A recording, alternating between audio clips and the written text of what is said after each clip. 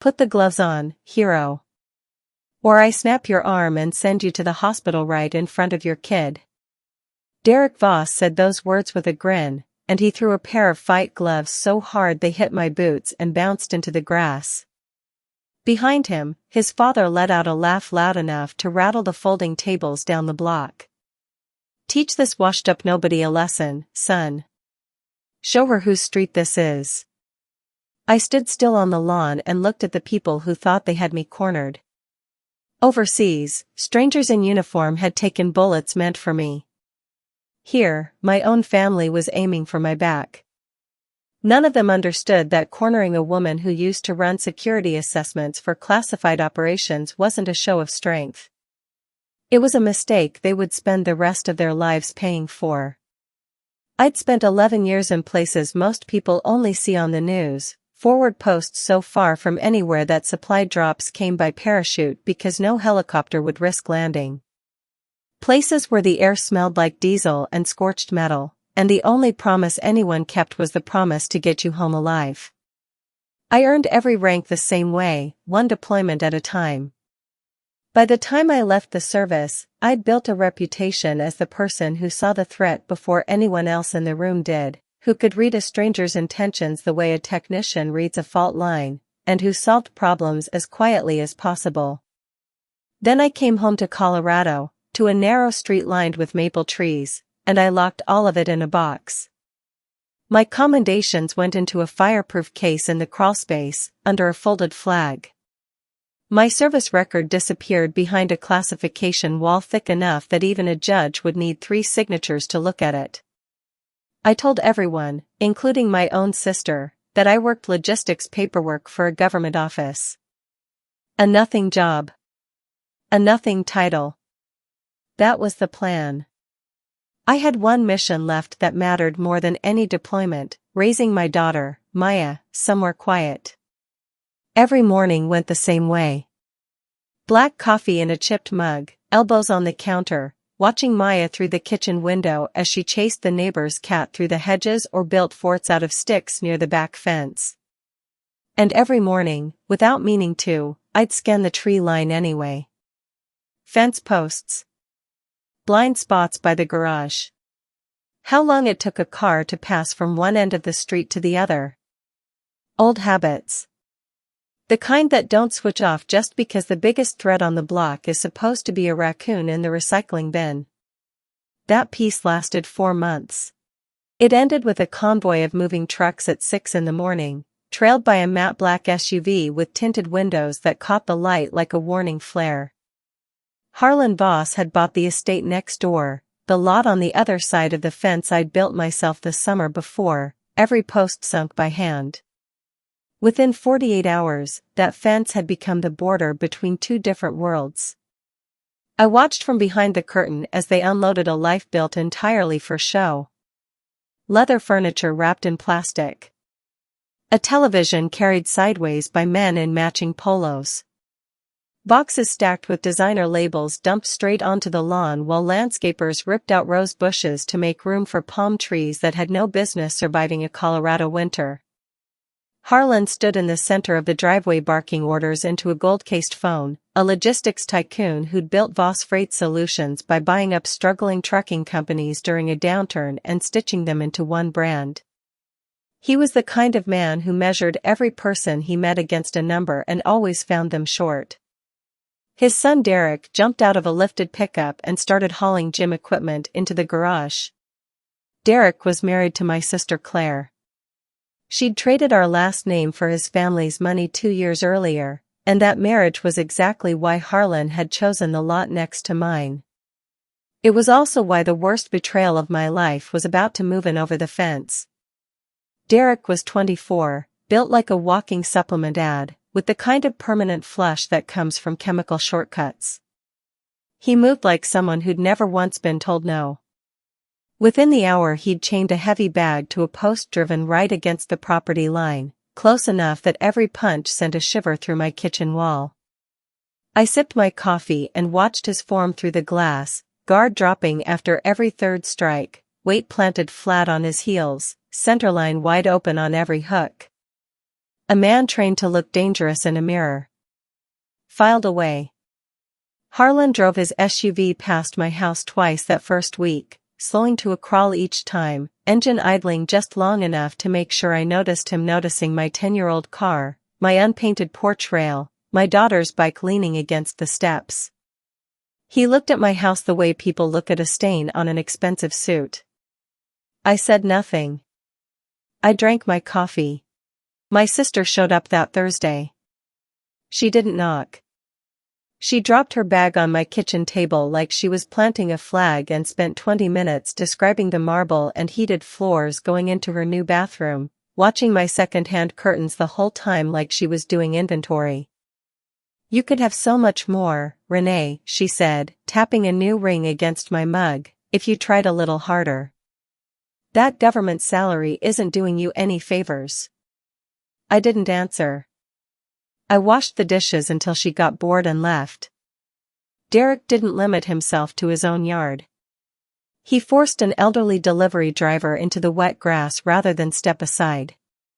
He scattered his gear across the storm drain and dared anyone to move it. He kicked a neighbor's hose so hard the nozzle cracked on the curb, and the old man just stood there and took it, because nobody on the street had the nerve to push back. I watched it all from the window the way I used to track hostile movement from a rooftop. Noting patterns. Filing everything. Then came the afternoon Maya was washing my car in the driveway, radio humming low, completely unbothered by the world. Derek came across the property line shirtless and sweating, shoved his arm through the open window without a glance at the 11-year-old standing right there, and twisted the radio knob until the whole housing cracked off the dash.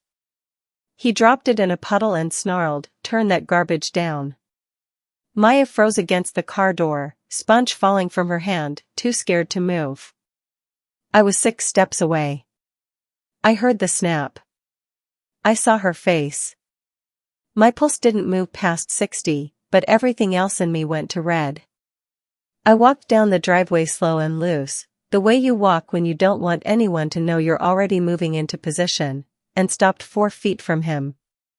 "Derek, you just crossed a line. Don't touch my property or my daughter again." He laughed, using his height and his 100 extra pounds to loom over me. "What are you gonna do, sue me? You're some washed-up nobody living off a government paycheck." He smirked and walked off. I let him. You always leave a man a door before you take all the doors away. I held Maya until she stopped shaking. Over her shoulder, I watched him disappear behind the fence, tossing the broken knob and catching it like a trophy. He'd just put himself on a list. A month later, Harlan threw a party to celebrate Derek winning a plastic trophy at some regional tournament he'd taken by forfeit. The speakers were loud enough to rattle the glass on my table. On my side of the fence, Maya had 4 friends over for a study group, quiet and focused on their summer reading. Derek spotted them through a gap in the boards and found his audience, throwing shadow punches at the fence line, grunting for effect, snapping spinning kicks through the lilac bushes I'd planted the year Maya was born. My phone buzzed. 3 words from her, "Mom, he's scaring us." I walked out, unhurried. "Take the show somewhere else, Derek. You're bothering the kids." Being corrected in front of teenage girls broke something in him. He crossed the property line in 3 steps and grabbed a fistful of my shirt, hauling me up onto my toes. "I could snap your neck right now," he growled. Training doesn't ask permission. In under a second I'd turned his own momentum against him, locked his wrist, driven a strike into the nerve cluster along his forearm, and taken his elbow past its natural range, a clean, deliberate technique built to put a much larger opponent down without leaving a mark or a story to tell. He dropped into the grass like his legs had been switched off, gasping, arm twitching uselessly. I stepped back fast, positioned myself so the angle was blocked from the girls at the picnic table, and threw up my hands. "Careful, Derek, did you trip on a root?" They glanced over, giggled, and went back to their books. An hour later, fists were pounding my front door hard enough to shake the frame. Harlan filled the doorway, face red, Derek behind him cradling his arm, and behind both of them, arms crossed, chin tipped up like she'd already picked her side before she ever married in, my sister Claire. "You put your hands on my son," Harlan bellowed, spit flying. I held my ground, hands visible, voice level. "Check your own cameras." He attacked me. I stepped back. He tripped on his own feet. He wasn't interested in facts. He leaned into my doorway and told me if I kept causing trouble for his son and my sister, he'd sue me out of my house and let Derek finish the job. I looked past him to Claire. I waited for something, anything, from the sister who used to hold my hand at the bus stop, who used to crawl into my bed during storms just to make sure I wasn't scared. She rolled her eyes. "Stop being dramatic, Renee. You're just jealous we're richer than you." Something in my chest went cold and quiet, the way ash goes cold 3 days after a fire's out. Nothing left to save. I didn't argue. I didn't cry. I stepped back, gripped the door, and closed it in their faces. Then I sat down and helped Maya with her math homework, and my hand didn't shake once. Labor Day, the whole street turned out for the block cookout. I was talking to a neighbor by the grill, Maya playing tag with friends across the lawn, when Harlan came marching down the sidewalk with Derek and 4 of his gym buddies, forcing an elderly woman with a walker off the curb just to keep their line. Derek's fists were already taped. He shoved a kid out of his path hard enough to send a hot dog into the grass, and the whole block went silent as he stopped 5 feet in front of me and threw the gloves at my boots again. "Put them on, hero. Right here. In front of everyone." Harlan laughed from the back of the crowd, arms folded, cheering his grown son on to beat a woman in front of children. 40 people stood frozen. And Maya was looking only at me, searching my face for the answer to a question she didn't know how to ask. I understood then that if I backed down, it would never stop. He'd own the fear in her eyes every time a big man raised his voice for the rest of her life. I set my plate down, gave her one slow nod, and stepped into the center of the lawn. No gear. No gloves. Just boots and a level voice. "One rule," I told him. "When you want to quit, stay on the ground." He laughed and came at me with a textbook jab cross, a combination that would terrify anyone who'd never been trained to read it, except every part of it was telegraphed a full second early, guard dropping, weight over commit, ego running the whole show. I stepped inside his reach instead of away from it, felt his fist tear past my ear, and redirected 230 pounds of forward momentum into a stumble that nearly put him on his face at the edge of the lawn. Not a sound from the crowd. He came again wilder, spun into a roundhouse he'd drilled for months, and turned his back to me for 1 full second, an eternity. I hooked his ankle, drove a palm strike between his shoulder blades, and let his own rotation do the rest. He hit the ground with a sound that traveled up through my own boots, air punched clean out of his lungs, eyes wide with no sound coming out. I dropped my weight across his back, forearm against his neck, and told him quietly to tap. 5 seconds later, his hand rose and struck the dirt 3 times. I stood, brushed my knee off, and adjusted my shirt. The whole thing had taken 90 seconds. Harlan came at me next, screaming, and I planted my feet and told him to take 1 more step and I'd treat him as a threat too. He froze mid-stride, shaking with a fury that had nowhere left to go, then grabbed his phone and called the police himself, already rehearsing his story before they arrived. When the cruisers pulled up, Harlan told the officers I was an unstable discharged veteran who'd attacked his son without provocation. But a retired neighbor stepped forward first and called it exactly what it was, a lie, and a 16-year-old down the street held up a phone with the entire thing recorded in steady, unedited video. The officer watched 12 seconds of it, handed the phone back, and told Harlan that if anyone was getting arrested that day, it was his son for assault. "Take him home or you're both going in for witness intimidation." Harlan dragged Derek off the lawn, but he turned back at the curb, pointing at me with a shaking hand. "This isn't over. I'll find out where you work and end your career. I have money you can't imagine." I just watched him go. He was a man of his word about trying. Within days he'd hired a private investigator to dig into my background, and the man hit a wall so fast it must have felt like running into concrete in the dark.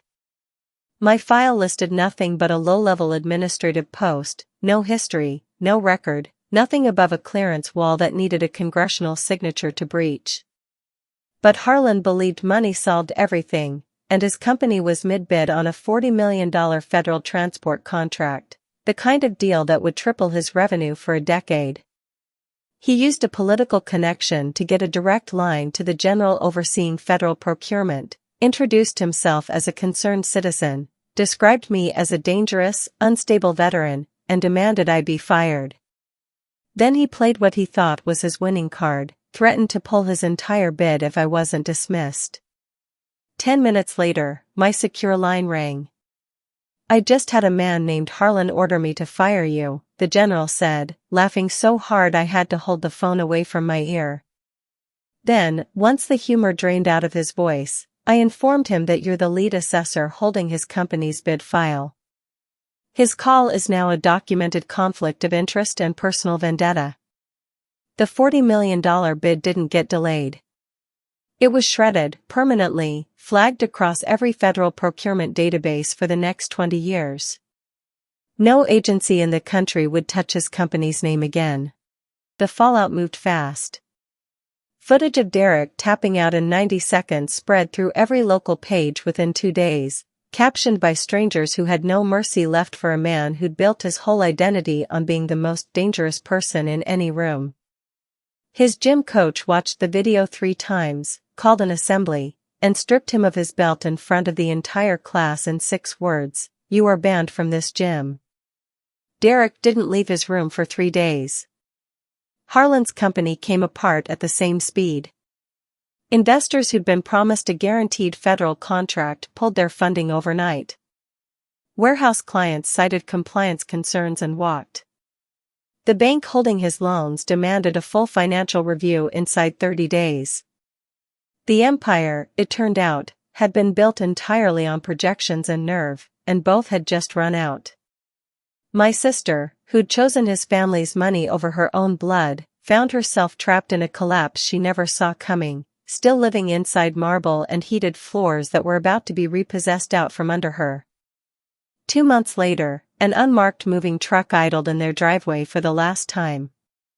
Harlan carried a lamp with a bent shade. Claire carried a garment bag and wouldn't look my way. Derek sat in the truck cab with his hood up, staring at the dashboard like he was trying to disappear.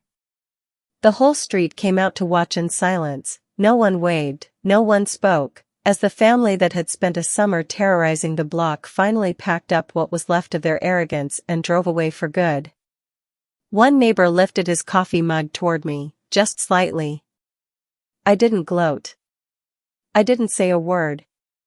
I just watched the truck turn the corner and listened to the leaves settle back into quiet. Then I walked inside, sat down across from Maya at the kitchen table, and helped her find a common denominator under the warm light of the desk lamp. Outside, the fence stood exactly where I'd built it, undamaged, unmoved, marking the quiet edge of a life that finally belonged only to us. Sometimes the quietest person in the room is the one holding every key to your undoing.